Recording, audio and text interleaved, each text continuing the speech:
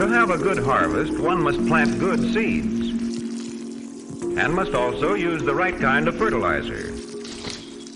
The carrots have grown large and firm. How good they will taste. Well, good morning, everybody. Top of the morning to you. It is another beautiful day in the Backyard Gardens podcast world, and we've got breaking news. Absolute breaking news.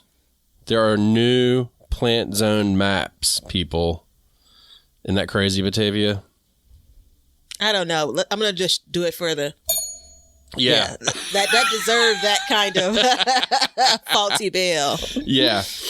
Before we... and we're also going to talk about our fails a day, as you can probably see from the title, because, you know, not every year is absolutely perfect. Mm-hmm. But before we get into I have a couple announcements real quick. One, first of all, thank you for listening to us. Two, there is new products. We have hats now in our store, and I figured since inflation was going up and everything was getting more expensive, we would lower all the prices. So there's no coupon codes, but everything is less expensive. So come check that out. They did some weird stuff with it, but don't worry about that. And also, if you want to become a member, you can join us on Patreon at Backyard Gardens, or you can join us through Apple subscriptions, and also Facebook at Backyard Gardens Community Garden. I got it. Mm-hmm. Now, that's a bail. That's a bail. Let's see here. Plant zone map. I just want to spend a few minutes on this because, you know, it's not every day we get a breaking news. What the last update of it was in 2012, right? Mm-hmm. Yeah. And I was reading that apparently, which is perfect for this show, half of the country went up a half a zone, and the other half of the country roughly stayed the same. So, did you change your zones, Batavia? No, I was hoping that for your OG listeners, you know this reference. I was hoping that somehow I ended up in 6B to perhaps justify my rant a couple of years ago. But no, I've remained, in 6A as in Apple. And I went up to 6B. So, there you go, half the country. Yeah, I don't know if that's exactly how it works when you say half the country, like one side of the country went up is what you're saying. Yeah, I don't know. Or like half of the states, like 25 states went. Anyway, you know, it's interesting because I did some poking around, and you think about this, and they've published this as of in November is when, you know, it became the latest breaking in the gardening world. But clearly we have been living in these different air quote zones for a couple of years minimally, you know, and you know, this is all an average, you know, but it's not like just as of November, you know, you are getting warmer and colder, right? Yeah. But I guess warmer in general. You know what's interesting since to me? You moved up. We moved up a zone, but last year our temperatures went below our zone, our new zone. And that just goes to show that averages aren't the end all to be all. Yeah, it's a single year. Yeah. Mm-hmm. And, you know, and so if you have something and it's like, it can live in 8A, and then you get down to 7B temperatures one night, guess what? That could be lights out. Mm-hmm. So, I mean, there is that. And, I mean, let's be and we've done a show on this. You can go check it out. I think it was a couple months ago. I don't know when it was, but, the zones don't really make a flip about growing food. It just doesn't matter. What matters is your first and last frost date, which I imagine we should probably keep an eye on because they will probably change to an extent, but also your day-to-day weather. That's what really matters. Unless you're growing flowers and perennials and stuff like that, then... So my first frost date shifted. So it was like the 28th or 29th of October. And last year, so coming into this year when I searched for it, it's now November 1st. Now we got our first frost like a day before, in which, you know, it's all, you know, the same. I'll add on to the idea of perennial. So there's some things that, you know, are vegetables that are perennial or herbs, you know, so you'll hear some people say things like, oh, this is supposed to be perennial in my area, right? You remember how I talked about oregano? And I planted it in a not ideal place because I didn't realize it would return. Right. You know, there are people that are in lower zones that oregano doesn't return year over year for them. You know, so I think that there are a handful of crops where that matters, but I think absolutely more importantly, it is your first and last frost date, those average dates, and it is the temperatures surrounding those dates. I saw someone in Minnesota who's in zone 3, and they talked about having their average first frost like in September. She literally still had tomatoes. Yeah. Because they've had 50 degrees to 80 degrees. She protected them for that period of time, but they've had between 50 and 80 degree temps since that first frost. You know, Yeah. like, so those are the things that if that's normal for them, those are the things that are critical to understanding your garden. So they no need to do a mad dash to pull those things out, similar to what your experience is sometimes, if you can get over the hump. Well, I mean, So, you yeah, know, I we mean- had a frost, and then we've been in the 80s and 70s and 50s and at night, you know, maybe we've gotten the 40s a couple times. So, you know, it's like we had to make it through that one frost. But then after that, you know, I mean, and not everything got bit by it. It wasn't even that bad of a frost. Yeah. So I'm actually, Now- as you speak, I'm trying to look up the latest published frost date for my area, and I'm having a hard time. But go ahead. Okay. As you search the internet, go to the black net. Is the dark net, the dark web? What Dark is it web, called? yeah. Clearly, I've not been there. So I was looking at this up recently, you know, and it's just not about the whatever that CODIS temp is. It's about how much heat. So I had this. I think it was in my last full garden tour on YouTube. I gave an update on a single tomato that in my beginning of September garden tour, I said, all right, it's a flower. Let's see if this gets a chance. Maybe it was like the bud of a tomato. Let's see if this gets a chance to produce. So then 2 months later, it was a tomato, smaller than that variety was supposed to produce, but rock solid, hard as a rock, and green, right? And so 2 months seems like a long time to not produce something, right? Yeah. You know? But when you look at my temperatures for those 2 months, September to October, there was just not enough heat, not enough days above probably that 50 to 60 degree mark consistently for that thing to do anything other than what it did. I took it off as a green tomato, and it's on my dining room table ripening now. I just found something that was interesting. I went to plantmaps.com, plantmaps.com. And one thing I've noticed through all of this late breaking, world earth shattering gardening news that we've brought to you today, because we're so awesome, is nobody has their maps and websites updated to the new map yet, right? Which is fine. And the government map, for whatever reason, like I've been trying to post it on the Facebook group. Somebody actually posted a snapshot of it, but I want to put the actual map on there. But the website's broken or something's going on with it. I don't know. Anyways, I went to plantmaps.com, and I mean, these people, they're smart. They put in my average frost date. They put a range in, so they're covered. They got it covered, baby. You know what I mean? So like mine is November 1st to November 10th. And that is about right. But that doesn't mean that it's going to be continuous frost after frost after frost like some areas get, you know? And then my average last frost is average April 1 to 10. And that's good, because sounds a little bit off. Maybe this has been updated. I don't know.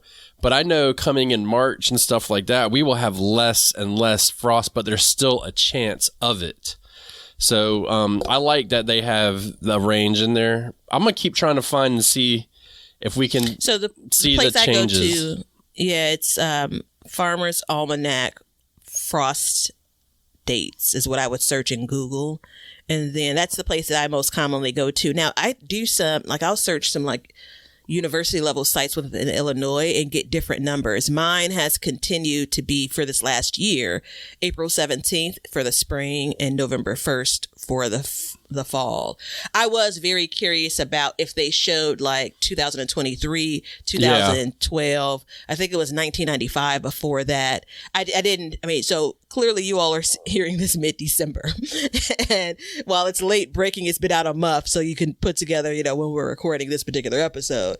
But I'm curious about that, but I didn't care to spend that much more time, right? You know, to dig back. Because people have said in my videos in recent years, I thought Chicago was Zone 5.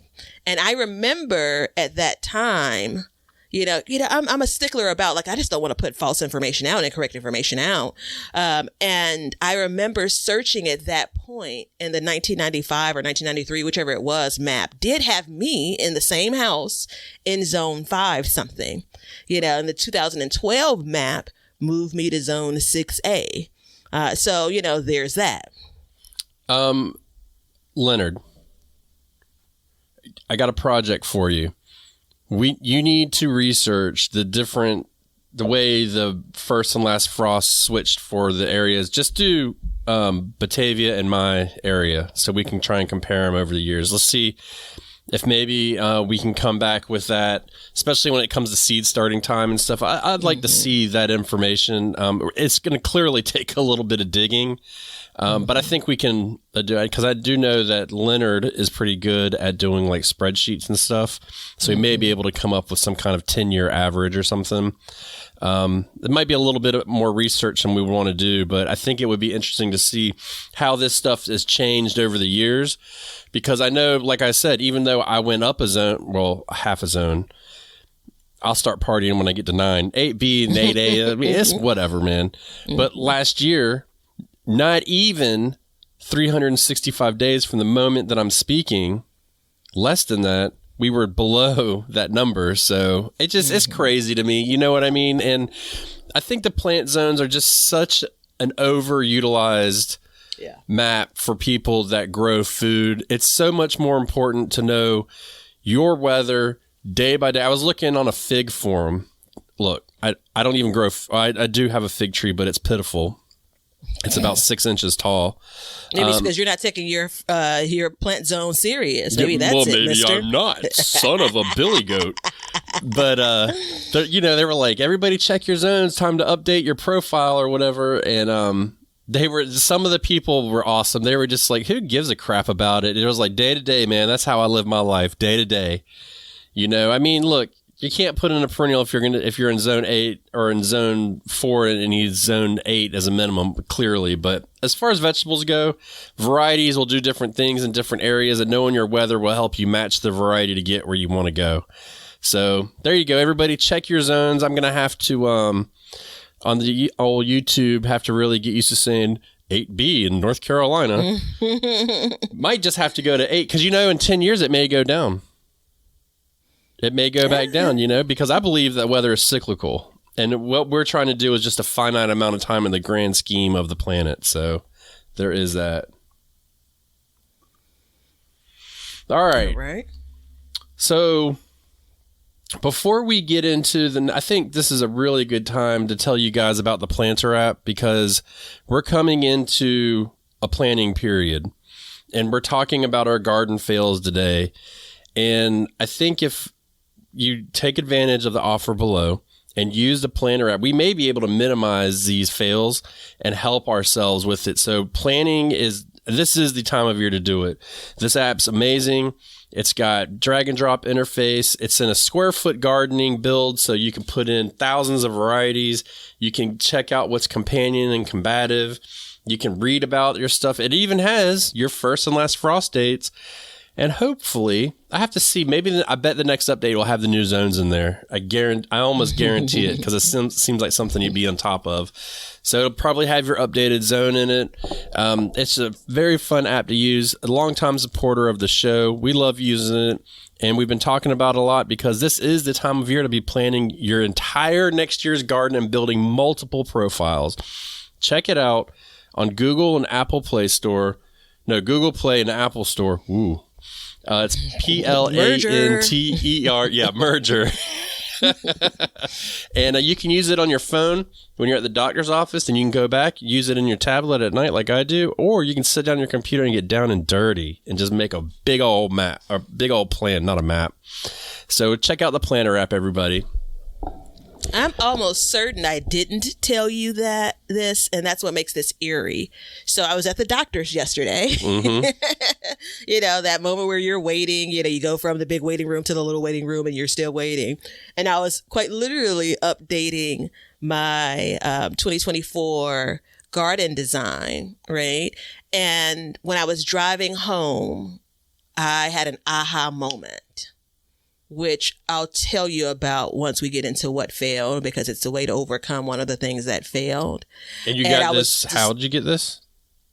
So the aha moment just came to me. Okay. Sometimes my brilliance just pops up in my head. That happens. But I was so happy to be able to come back home and quickly make the notes. Because sometimes this happens when I'm asleep and I wake up and, I'm up for like 45 minutes and I'm like, oh, please remember this good idea that just came to you. But I was able to come home and then make adjustments based on, from the time that I had updated the design from the doctor's office to the time that I drove home to account for what I know what I will be doing next year. So it's eerie that she said, as the doctors, you can make, yeah, I did. Well, the reason why I said that, so I'm in a truth moment here because everybody's going to see it soon. I've got this thing on my eyelid that I've got to get cut off soon. It's kind of gross. And that's why I've been wearing sunglasses a lot, because I don't want the focus to be on my face instead of what I'm doing. But anyways, it's got to come off. I'm going to have a big black eye for a couple weeks. And they had me in the waiting room. They took me into the exam room, and then they stuck me in a chair in the hallway, and there was like all these people lined up, and all I could hear was like YouTube, TikToks, just, and it was super aggravating. I was just sitting there on my phone doing that. It was nice and quiet and peaceful, and next time I'm bringing some headphones so I can listen to some music because it was terrible, but yeah. So, all right, Batavia, this is a yearly thing for us. We do this at the end of every year. We start with our fails and we go into the next episode will be our wins, which is always good to end on, but this is a painful one to talk about. I feel like I'm airing all my dirty laundry. And this is where I hope the OGs, like it's that Men in Black light that I want to flash right now. Yeah. Because you will hear some repeated fails here. What am I saying? Because, I've learned that lesson again. Yeah. Right. I wish I didn't have to learn that lesson again. And I have. Right. And some of this will tie into our beginning of the year episodes when it comes to, new garden season goals as well. But yeah. It's painful. I am very happy to be at this point in the year where I'm able to reflect, because there is a moment of like excitement when I get to say, okay, this is what next year is going to be like. Like, am I most informed right in between these seasons? Right? I am. So my plan for me in giving my fails. Oh wait, we have also one. Did we meet our garden goals? Don't we? That we set at the beginning of the year. Mm-hmm. Yep. I hate that one too. Yeah, because I can never remember my goals. Leonard, you better magically forget mine. So yeah, what I'm going to try and do is start in the spring and then work my way through the year. I don't know if I'm going to be able to accomplish that appropriately, but we'll see how that goes. So, all right. In tradition, in Southern hospitality, Batavia, you go first. Ladies first. I could accept that. Or I could say, you just set me up to stumble through at the beginning of all of these types of episodes. But I will receive it as I appreciate, the gesture. So my first fail, and I could join you and say, let's start in the spring, but I failed all throughout the year with this. It started in the spring. I love right? it. I love it. Seed starting. Oh, I was going to guess it, but I guess I would have been wrong. Yeah. Well, you knew that was one of them. You just didn't know if I would have that as the first, right? I have one that I know that you're going to say, but I'm going to hold off. Seed starting. It was like, kind of an avalanche as far as failure. Right. So I started a lot of things in my garden, and looking back, there are probably 10 different vegetables that I just didn't get done. Like, I didn't plant as much or plant at all, but there are a bunch more. Like, all of my tomatoes, I started from seed. All of my peppers, except the one pepper transplant that I bought that, didn't perform well. But I had, I don't know, probably 70, 80 pounds of peppers if I had to guess. How did you plant all your peppers? If you bought a pepper? I bought one single pepper plant because sometimes I can't help myself. Yeah, and how did All of my pepper plants went out very, very small. But if you had to cut your arm off to pay for the pepper, how did you work in your garden? Because I had another arm and I hopped around on the other leg that I still had. So, I finally got kale, started, and this is separate and apart from the seeds that, brassicas that I struggle starting with. That's not even on my fail list, right? Just one more year of struggling. I'm talking about starting peppers and tomatoes. I think maybe in April I started them. Yeah. Right. So I came out of the gate in January with starting lettuce way too early. Then I got to starting some other plants, some brassicas that didn't do well. And February into March is really when I should be starting seeds in earnest. And for a number of different reasons, unrelated to the garden, actually, I stumbled through that. And I could never pick myself back up. When I finally did, I said, okay, I'm going to get these things started. Tomatoes I knew would be fine because they're fast growers. Peppers, I was like, ugh. I mean, I'm talking about my peppers were getting planted with like 3 true leaves. Yeah. They were embarrassingly small. Now they did what they were supposed to do. And this is one of the best pepper years I had. But, April, May, I'm trying to think when I went back to start seeds again. I think I started seeds again in somewhere late summer or something.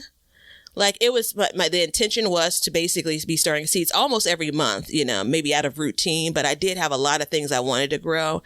And not only did I fail with starting seeds indoors, I struggled with direct sowing as well, so but I don't want to rob Peter to pay Paul. So what are you going to do to rectify that situation? I'm going to revisit a previous goal, which is on a calendar, starting seeds. Well, I've said starting seeds every month before. I don't know if I've said put it on a calendar. I have officially stopped pretending that I can be casual around gardening. And I know what you're thinking. Whole Garden podcast, Whole Garden YouTube and social media presence. What do you mean you're casual? Yeah, I wing a lot of this from a timing standpoint. Right. I give myself a lot of opportunities to say, oh, not today. Okay, maybe tomorrow, really looking for some really, really ideal conditions, really ideal conditions. And I just have to, again, follow the schedule, hard stop. Yeah. If I get into that routine in the late winter, early spring, I'm confident that the rest of the year will be fine. But as soon as I kind of get off, I don't throw the entire baby out with the bathwater, but I tend to say, all right, now this thing becomes bigger than what it really should be. Yeah. So first of all, I wasn't judging you for being your term casual that you use. I don't, I didn't take it that way. Huh? I didn't take it that way. Yeah. Cause I mean, the thing is, and I firmly believe this, everybody's garden is there. I don't care if you have 50 YouTube channels and all that stuff. Like, it's your garden. You do what you want in it when you want to do it. So I respect that. But I got you, boo. I got you. This is your year. Okay? Thank you. That's all I'm going to say. This is your year. 2024, Batavia it's just going to be amazing for her. I can feel it. And by the way, I got to tell you, I like your hat today. Oh, thank you. Make me wish I had one on. Yeah, I feel kind of sporty / cool, I could roll up. You look cool. And yeah, the young folks would stop and listen to what I have to say, know. So yeah, that's definitely, I used to work, I've had this hat forever. I used to work with a lady and she saw me, we were good friends. She saw me and she's like, you think you're cool, don't you? I'm like, yep. Mm-hmm. So I'm glad that it still radiates from me. Still radiates. Yeah. I don't even want to talk about this anymore, but my first fail this year was my onions. So when I planted them, and if you've watched my YouTube channel, because I've talked about it, but if you haven't, well, first of all, you should. But I planted my garlic in the front row and my onions behind it, and my garlic outgrew my onions and shaded my onions, so I didn't end up getting as big of onions as I would have liked. Mm-hmm. And it doesn't seem like it would be that big a deal, but when you think about it, onions stay in the ground here for 7 months. And that's a lot of wasted time. You know what I mean? Wasted time and effort. So, and I mean, I got onions. I planted 96 onions last year, and I probably harvested 85, but they were not large onions like they should be. You know, we're talking, these should be half a pound to a pound onions for what we're growing. Mm-hmm. And it was, you know, as I was looking at it, two things happened with the onions. One, I definitely shaded them out. But the other thing was I let the weeds kind of get out of control. It was like, it's crazy. And this is kind of, you know, all of this will kind of tie, everything in gardening ties back to these zone maps and weather and stuff like that.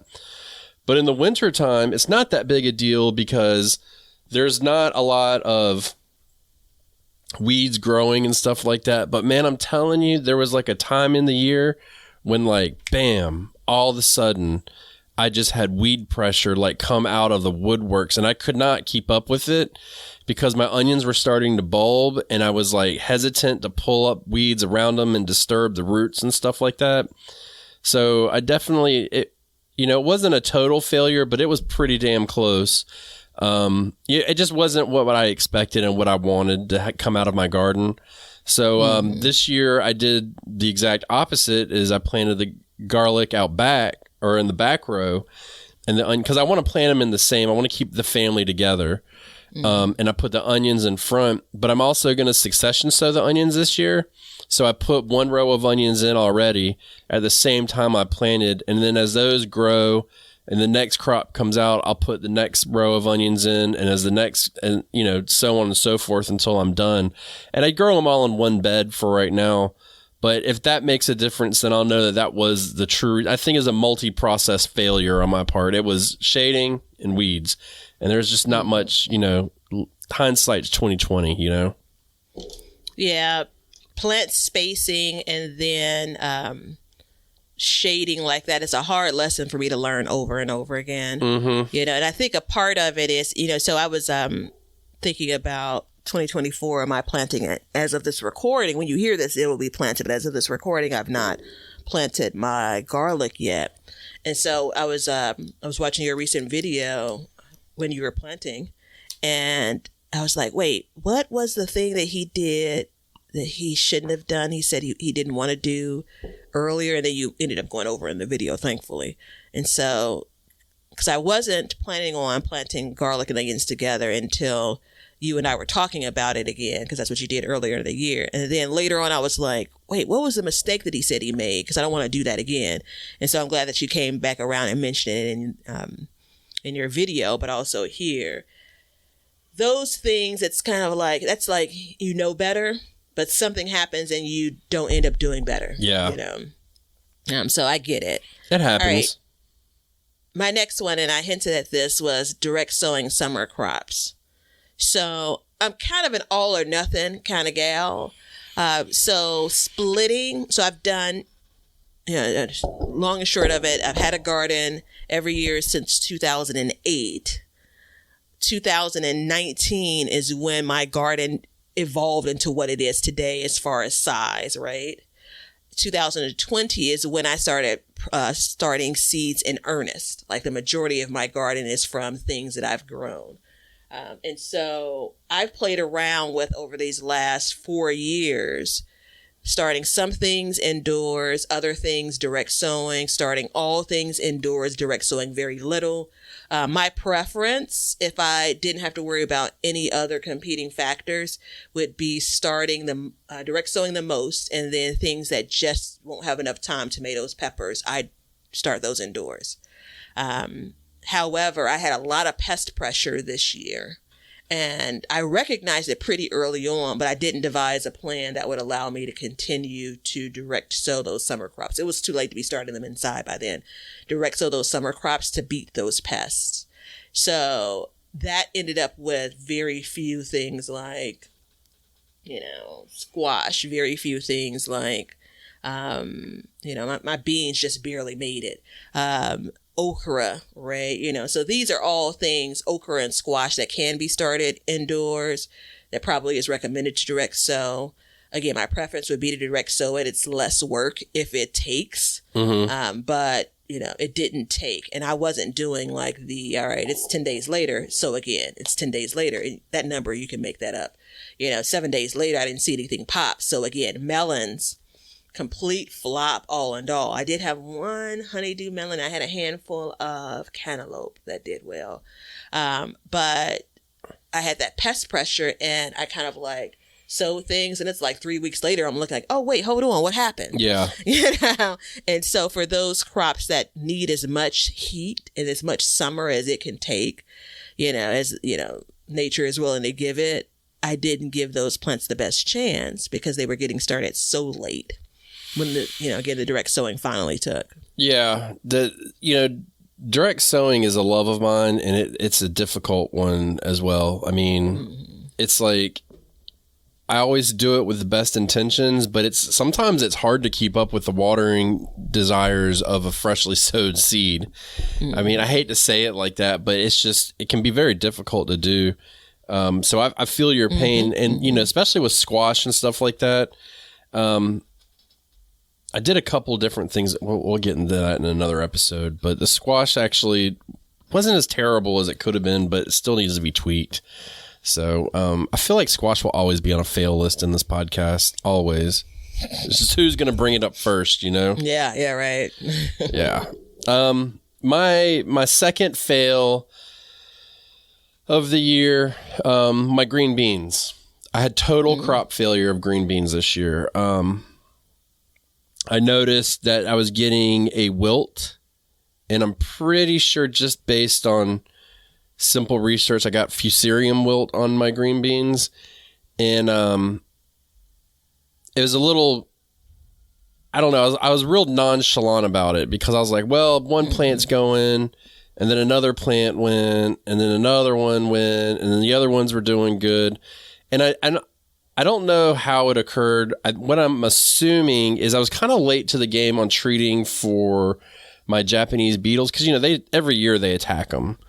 And I was just I was wrapped up in a lot of different things this year, and I didn't get to treating them as fast. And I think what happened is they ended up spreading the disease to the plant because that's one of the things with pests is they will, they can spread disease, and you've always heard that. But I mean, I got pretty decimated this year, and I've had the same amount of pressure every year, but this one was a little bit worse, and it just kind of occurred. But I never went out and replanted. I just kind of watched it and basically just watched a slow death of the entire trellis.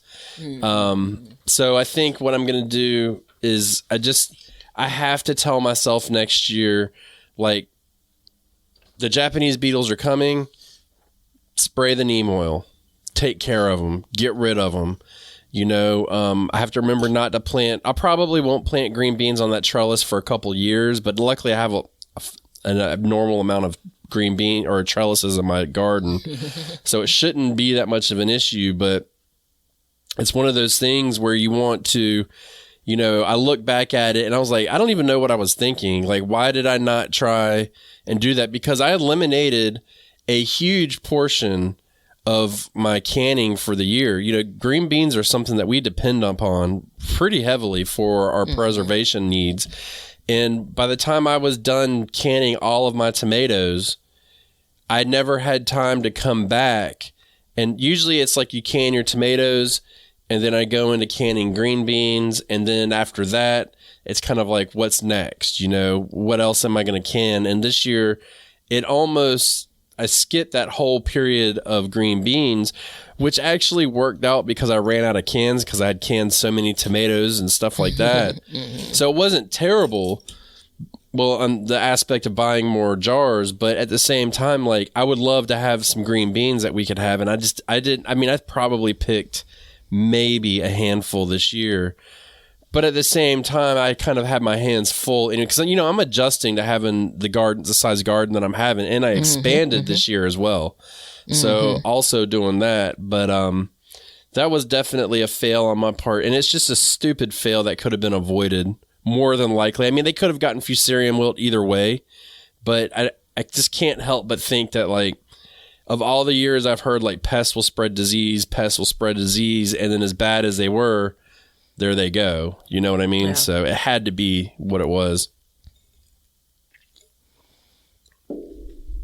So the third one for me would be, and I've covered this in YouTube world, so the visual is also there for those that have checked out that video. But I enjoy talking about this with you because you're able to pour into me a thing that maybe I haven't even considered yet. Yeah.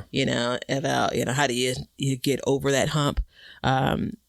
New garden spaces. So you talked about how you expanded further this season, and no, I expanded further at the end of the season. Yeah, that's important. Last season going. Well, you just expanded further, but just last year you created new beds too, right? No, I was fixing old beds. Okay, so this is the lesson that you relearn.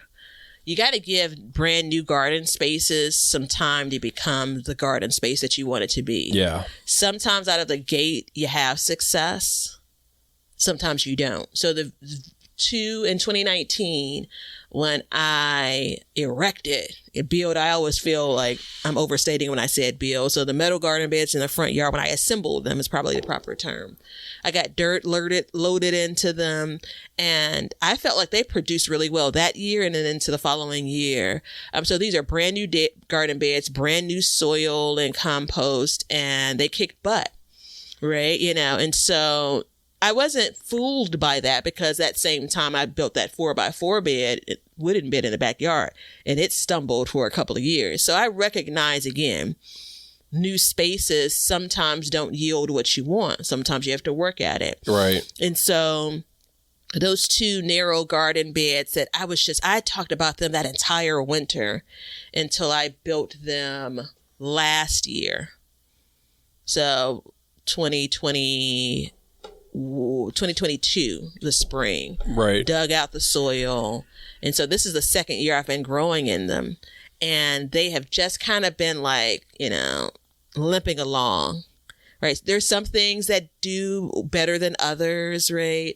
The placement of the bed is a little bit odd, because they're sitting inside of those other two longer beds. Right. So there's definitely some sun, and literally the beds are shading this, the taller metal beds are shading these little bitty dugouts or digouts that I've made.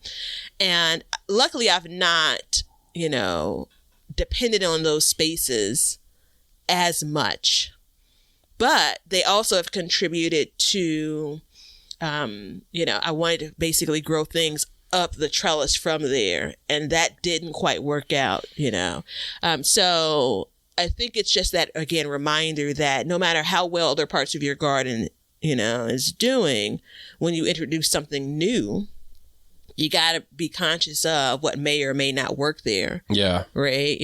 And so it almost feels like, oh, it's new soil. It should thrive. It doesn't have any of the pressures that you had, growing previously. No, just, all new soil isn't good soil, whatever's already in that native soil. Because again, it's not a fresh bed that has all brand new soil. There's soil, like the original soil that was underneath my grass is primarily that's inside these little narrow beds. So I'm almost growing in the earth, if you will. So I'm now actually torn next year to kind of treat it as a, almost nice to have, like if things do well, they do well, or versus like, counting on it again. It's almost a space where I feel like, don't bet your bottom dollar on that one, Yeah, I've got that t-shirt, you know what I mean? I wear it with pride. I mean, you know my struggle with the wild garden. So, and that's why I pointed out that it was important that we made it clear that I did not expand my garden in the beginning of the year, but waited until the season was over. Because I had a lot of questions in the beginning, like, are you going to expand your garden in the beginning of the season? I was like, no, I'm not. And I wanted to see how things would grow, how they would do. And when I was happy with them, then I decided that I would kind of go on. And that's exactly what I've done. So, I added 2 more garden beds this year, or this fall. But that was a big thing is I really, and next year I probably will not add anything else. I want to see, So it's kind of, it does take time. And in my experience, it's actually the opposite. Is the first year is banger because I got fresh, clean soil, never been used. Everything's good. And then it's the years after trying to keep it going, keep it upright, keep it replenished and healthy and happy. That's the problem I have. But yeah, and I've been tempted. So again, remember the difference is primarily, so these beds are so low, and as I talk about this, I've been tempted because I still have the material to build them up. So the first year, it was literally a landscape timber, which meant it's like 2 inches, 3 inches of fresh soil. Everything else is the earth underneath, you know. So again, my lawn that I've worked up a bit, right? But that's never grown anything since this house has been built, but grass, right? Right. And it was dormant for the years I had it covered. I'm starting to bang on stuff. I'm starting to get yeah, you're getting a little excited. Yeah. So take it easy. And that first year was like, maybe we'll do some things. Some things like mustards, like they don't care where they're growing in sewers. They don't care where you know those seeds land. They're gonna grow. So that's the thing. That's like, on one hand, it's like some things are like green and growing and other things are like, no, we need more, right? So then this year I added 1 more landscape timber. So again, that's probably another 2 inches of fresh soil I can add. So now maybe I'm at 4 inches, right? You know, but still, once those roots get down, it's still that soil that was already there. Yeah. You know, so I'm tempted to, again, one, you know, because the space is so narrow, I'm literally talking about, you know, an 8-foot by 18-inch space on either side. So they're 2, I even struggle calling them beds, right? You know, right. These 2 beds are 1 foot by, or 8 feet by 1.5 feet, right? You know, so I'm thinking about, and it's not even a project. It's literally screwing in a couple landscape timbers to, again, give it more height, to also compete with the bed that sits. What are those beds? Those beds are 1.5 feet. So that's where it is. You have one bed that's 1.5 feet tall, and then you have this bed that's sitting on the inside of it. And it's like, where's my son? Right. And I knew that I would struggle once the trellis filled out because it basically is a shady spot. But these vegetables struggle before I even got to a full trellis, which is a whole different conversation. So anywho, I think I like the idea of when you added beds. I added a new bed this year in August. And if I had to do it over again, I would have done it, you know, probably like now going into next year. But it worked out well because I was still able to produce some things in these last couple of months of the year. Yeah. Final thing I'll say about the idea of these new garden spaces, it takes away your attention and time. Right. And that's why I do it this time of year. Yeah. Mm-hmm. During the growing season. Yeah. Now I will tell you this, as far as a content making situation, it's not a good idea. Because most people are focused on growing their gardens, building gardens in the spring. But, you know, realistically, this is when things like this occur, especially around here. And I mean, I was able to get them going and I've got stuff planted in them now. You know, I'll be harvesting out of them at some point. If the person that's saying, hey, when do you all think we should, you know, expand and build a new bed? I'm going to always say the fall. Yeah. And the primary reason I'm going to say the fall is for a lot of us outside, at least, maybe not inside for preserving, but outside the garden is starting to slow down. Mm-hmm. Things are kind of, you know, on a slower pace. But also, and this is the most important, and I'm saying this from my experience and how I move, boy, if I could do one thing to allow me to hit the ground running in the spring, the amount of times that I've had so much work to do in the spring, this is the first year ever that I didn't wait to get all of my spring projects done before I started planting. Yeah. And when I've waited in years past, it's like, you know, almost June, I'm just getting stuff in the ground, you know, for summer. So anywho, for some of the warmer areas, when you hear this, it's still time, you know, especially if your ground hasn't frozen. But if you're thinking about expanding and you're into next year, you know, remember us when you get to fall, because that's the time to start building stuff out. Yeah. And you know, actually, never mind. I'm not going to say it. I was going to say something, but I think I need to think about it more. But yeah, there's, you know, planning is very important. And I know for somebody who's first starting out, they don't understand planning portion of it. It took me a long time to come up with that and to figure it out. And I mean, I still don't have it figured out, but I'm starting to get it more, especially now that I'm at a place where I'm living, where I don't plan on leaving. You know, like as I build these things out, I plan on staying for a while. You know, so I can take my time doing it. It's not like a mad dash. I mean, the only thing that's impending would be like my death at some point in the future. And at that point, who cares what's going there? So, I mean, you know, I don't plan on, yeah. I don't plan on anything changing. So you have time. But if you're somewhere where it's like really quick, got to go, then it's an issue. So, yeah. All right. My next one is my corn. Epic fail. Two things happened there. One, I don't think it got as much sun as it wanted, and I could tell that because of the way the corn was leaning.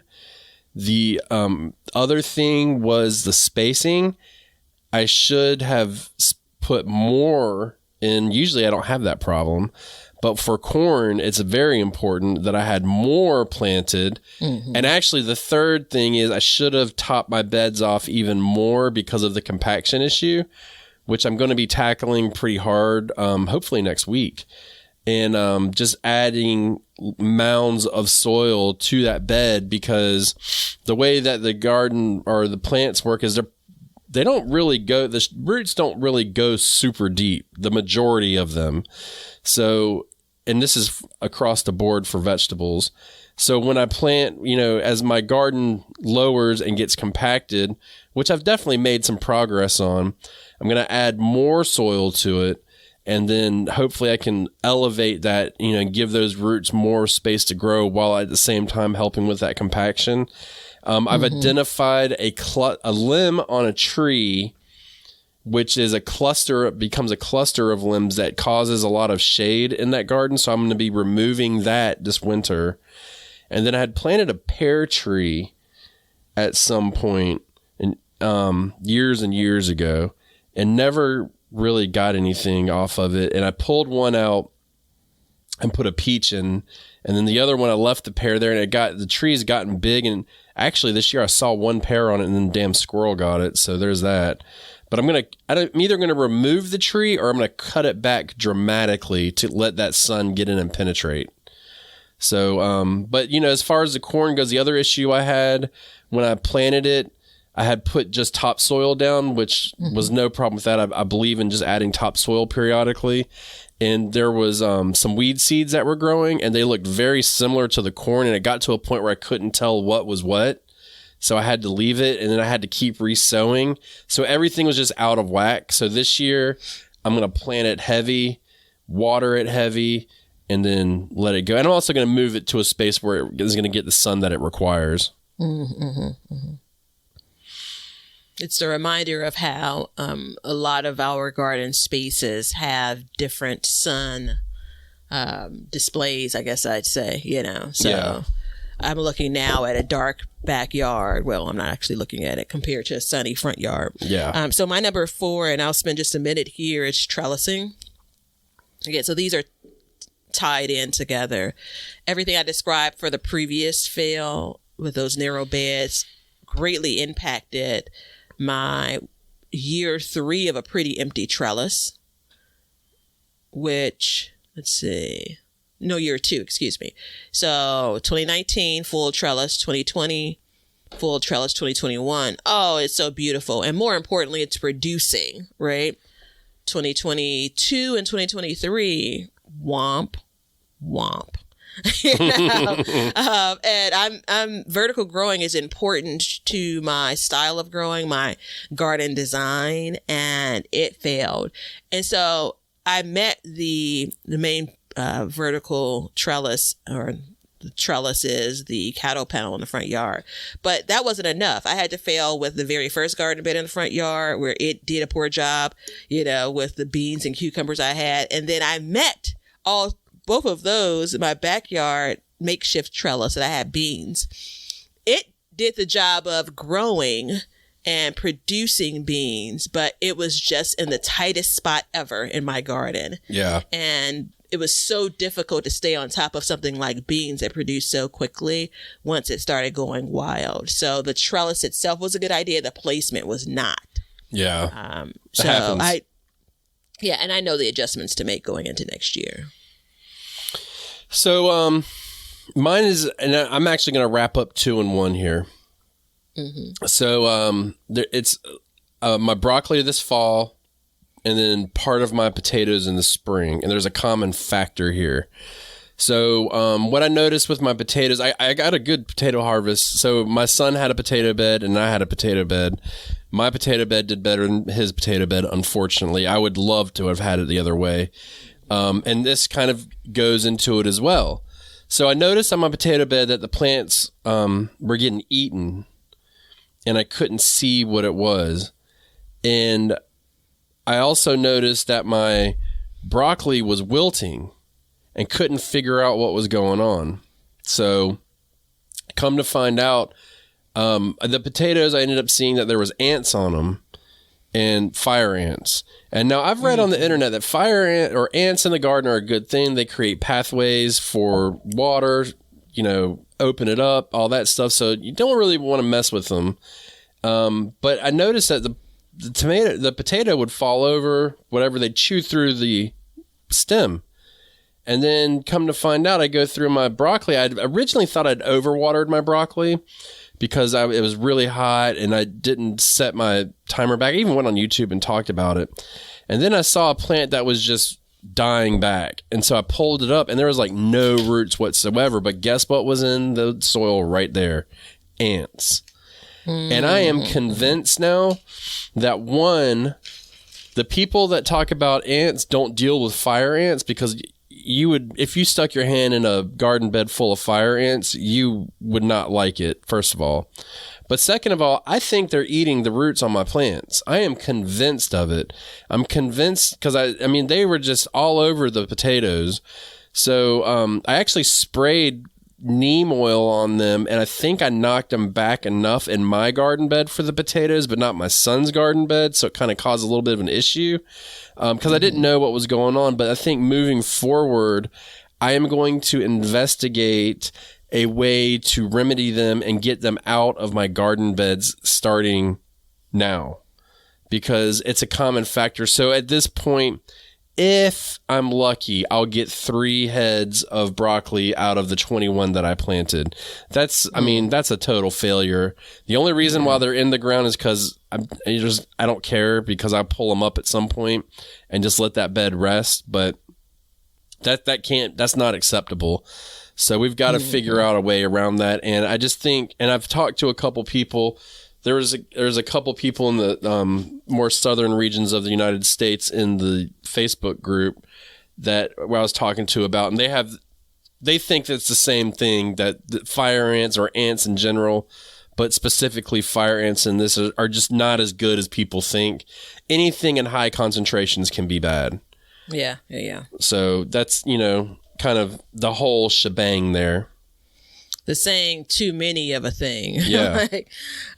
So I'm going to go ahead and move to my final one.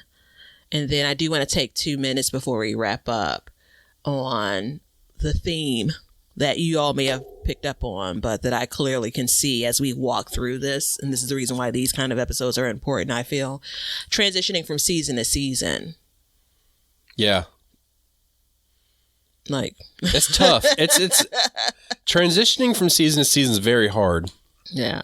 It's critically important for me to garden in all 3 seasons. Like, that's the statement. Yeah. And I have continued to stumble, and I'm not really hard on myself about it. I definitely recognize this as a flaw, as a fail. I continue to stumble through. So a prime example, and I shared this in my video, I pulled garlic out of a 4x4 bed sometime in July. I replanted that bed at the end of October. Yeah. It's tough. That's not by design. That wasn't the plan. Yeah. Right. You know, I talked about when I pulled the garlic, what I was going to plant next. And I just never got back to it. I pulled its sister bed, the potatoes out of its sister bed in August. So July garlic came out, August potatoes came out, and neither of those beds were touched again until the end of October. There's so much opportunity that was missed there. But that ties into some of the other things that I noted as a fail here as well. And that doesn't mean that every single garden bed needs to have something growing in it all the time. That doesn't mean that. But what did I just say when I opened up with this one? You know, I want to be growing as much as I can in these spaces. Yeah. So yeah, that you know, every time I walked outside and I looked at that bed like, oh. Yeah, it's tough, you know, and transitioning from season to season is an art. It's a true art. And in the gardening world, I mean, you know, anybody can grow a tomato, but can you go from growing tomatoes to growing lettuce without it bolting?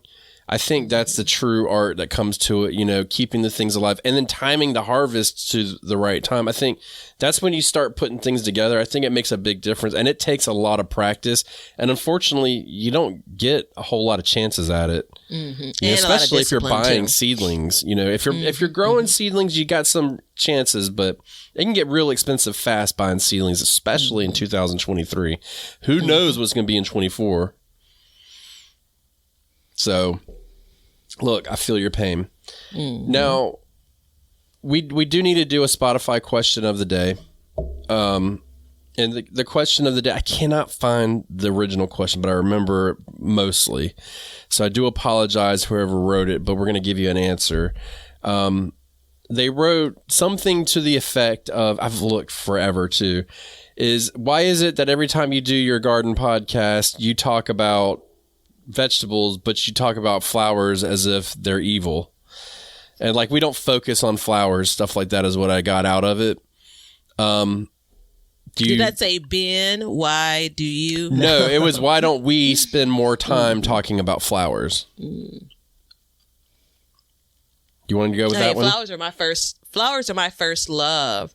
And I actually don't think they're as difficult as young Ben thinks they are.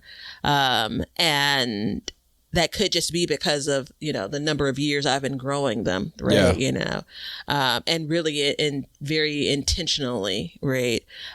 Or just the joy they bring me. I don't know. I mean, it's, you know, the backyard gardens world, like, it's food first, if I'm just very, very frank. Yeah. I'm not offended by the question whatsoever. I'm not either. I do think that now that the person brings it up, that flowers, they play such a small world in our dialogue. I mean, how about the answer is, yeah, you're right, and I'm not sure. Yeah. Well, I mean, I can tell you that I think that flowers are beautiful and they are important. They definitely have a place. But as far as the gardening world goes, in my opinion, and when this podcast was started, I mean, food focused was what it was, because providing for yourself and your families and learning about where your food comes from, I felt and still feel and will always feel like it is very, very important. That being said, I think that flowers play a vital role in all of it too, be it a marigold, a sunflower, or whatever, you know, they provide things to help your garden. You know what I mean? And so I think that the Backyard Gardens platform was always built on the idea of food first. And I know, and we've talked about flowers before, and it seemed like people didn't really want to listen as much. So that's kind of what drives the way we talk about it. But and the thing is where Batavia grows and I grow, there is a total difference in flowers that we can grow. I can grow stuff down here that she could only dream about growing, and vice versa, for that matter. I know in colder climates, it's a lot more forgiving to grow because, I mean, it gets so hot. You know, my dad was outside. He came down and he was helping me do something, and when I cut wood, I have a little table I pull out in front of my garage, and he's standing out there cutting wood. We're in the backyard working, but we're cutting wood in the front. And I told him, I said, Dad, you got about an hour and it's going to get really hot. We need to stop. You know, this is the summer. And he's like, no, it'll be all right. He's standing out front cutting wood. And he's like, damn, son, it's like Africa hot out here. I can't stand here and do this. And my front yard is so hot. For some reason, I had to pull all the plants out and go to a more tropical planting for that, so we could have them survive. So that's something that, you know, we have to deal with. And, you know, I think that flowers, like, again, flowers are just vital, but I think food is important because that's what we, you know, sustain off of. I hope you're embellishing your memory is embellishing the question. Like, it's a part of it you said was like that we talk about them as if they're evil. That's never there was something like give. that, but yeah, I've never it was something like that where it was, I think evil was in it, and I don't ever remember talking about it like it was evil, but I remember talking at one point like it was easy years and years and years ago. And then as I got more into it, I was like, hold up, these, you know, this is when the zones and stuff really kick into high gear, and you've got to know your zones. And a lot of the problems I've had too is I'll buy flowers and they're not meant for our zones. Like the gardening centers sell them mislabeled or embellish the label, and then you plant them and they look good and then they just don't come back, you know? They're labeled as perennial on a good year when you might have a zone 9 year when really you're in zone 8A. Yeah. That's happened a lot. And there's actually a really big plant nursery here, an independent one, that is famous for selling plants that they have no business selling. And it was unfortunate. They have a 50% off sale. So, you know, we go up there every year and try and buy stuff. And they had one plant that, I mean, it was an eye catcher. It was a trumpet plant, and they all had their trumpet flowers on there. They were big, and you know good and damn well it's going to be a tough go through the winter for them, you know. And I was like, my wife was like, Kelly, she was like, let's get one. I'm like, I ain't touching that thing with a 10-foot pole, man. You might as well. I'd get more joy out of burning my $20 than buying that and putting it in the ground. So, I mean, it's always one of those things, but no, I think, you know, flowers are important, and maybe we'll do an episode in the future about them. We'll let Batavia take the reins on that one because I'm along for the ride with that. Yeah. I might be able to tell y'all about wildflowers soon, though. We'll see. So, anything else? No? Okay. I don't think so. So, if you guys want to leave a question, you can feel free to do so on Spotify. If you want to leave on any other platform we have, it can be Facebook, it can be Sandy Bottom Homestead on YouTube, or Be Better Gardens on YouTube. Just let us know, and you can even put Spotify question. That'll trigger us to look at it, and remember to put it on the show. We would love to have it. We enjoy answering your questions of any type, even feedback. We'll talk about it. That being said, know your zones, everybody, because they're not important.